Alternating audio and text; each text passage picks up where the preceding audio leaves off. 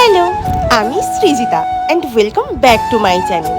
কি ভাবছো আজকে হঠাৎ ক্রাফট আর ট্রাভেলিংয়ের ভিডিও বাদ দিয়ে আমি রান্নাঘরে ছুরি কাছে নিয়ে কি করছি? এটাই ভাবছো হয়তো যে আমি একটা পাক্কা রাঁধুনি আর খুব ভালো একটা রেসিপি নিয়ে তোমাদের সামনে এসেছি, কিন্তু এটা কিন্তু মোটেও না। আমার দ্বারা এইসব রান্নাবান্না একদমই হয় না। যেটুখানি পারি খাওয়াটা হয়ে যায়, এটাই আমার কাছে যথেষ্ট। আজকে রবিবার আর তারপরে মা বাড়িতে ছিল না, আর অনেকদিন ধরে যেহেতু চিলি চিকেন খেতে ইচ্ছা করছিল, তাই বাবাকে বলেছিলাম বাজার থেকে মাংস নিয়ে আসতে। তাই বাবা বাজার থেকে চিলি চিকেনের পিস করে এনেছিল মাংসগুলোকে। তাই বাড়িতে এসে আমার আর কষ্ট করতে হয়নি। তাই মাংসগুলো ভালো করে ধুয়ে ম্যারিনেট করার জন্য প্রথমে ডিম, তারপরে পেঁয়াজ, আদা, রসুন, লঙ্কা, টমেটো বাটা আর লাস্টে কর্নফ্লাওয়ার দিয়ে ভালোভাবে ম্যারিনেট করে নিয়েছিলাম। আর তারপরে এই গরম তেলে ছেড়ে দিয়েছিলাম। ভাজাটা যেই কমপ্লিট হচ্ছিল দেখে তোমার এত লোভ পাচ্ছিল, আমি চিলি চিকেন কি বানাবো, অর্ধেক ভাজা তো আমি মনে হয় ভাজতে ভাজতেই খেয়ে ফেলেছিলাম।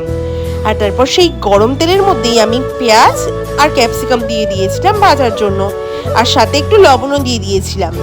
আর তারপরে ওই যে ম্যারিনেট করার জন্য যে আমরা পেস্টটা ইউজ করেছিলাম, পেঁয়াজ, আদা, রসুন, লঙ্কা, টমেটো, সেই সেম পেস্টটা ইউজ করব আমরা এই পেঁয়াজ আর ক্যাপসিকামটাকে কষানোর জন্য। ভালোভাবে কষানো হয়ে গেলে আমরা জলটা দিয়ে দেবো, আর যেই জলটা ফুটে যাবে আমরা দিয়ে দেবো টমেটো সস আর সয়া সস। যেহেতু সয়া সসটা শেষ হয়ে গেছিলো আমার বাড়িতে আর আনা হয়নি, তার জন্য আমি এখানে টমেটো পিউরি আর এখানে তেঁতুলের পিউরিটা দিয়েছিলাম। আমাদের বাড়িতে কিন্তু তেঁতুল গাছ আছে, আর সেই গাছেরই কিন্তু তেঁতুলের পিউরিটা আমি দিয়েছি এখানে।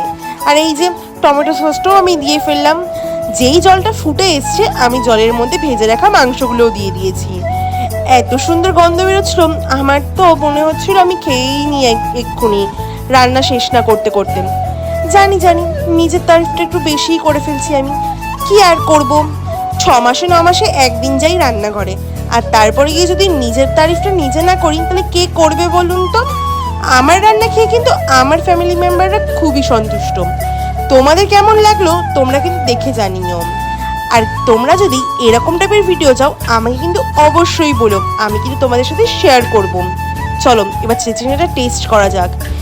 একটু ঝালটা বেশি হয়েছিল, বাট ঠিক আছে, আমার কিন্তু খুবই ভালো লেগেছে টেস্টটা। যেহেতু অনেক দিন পরে খাচ্ছি না।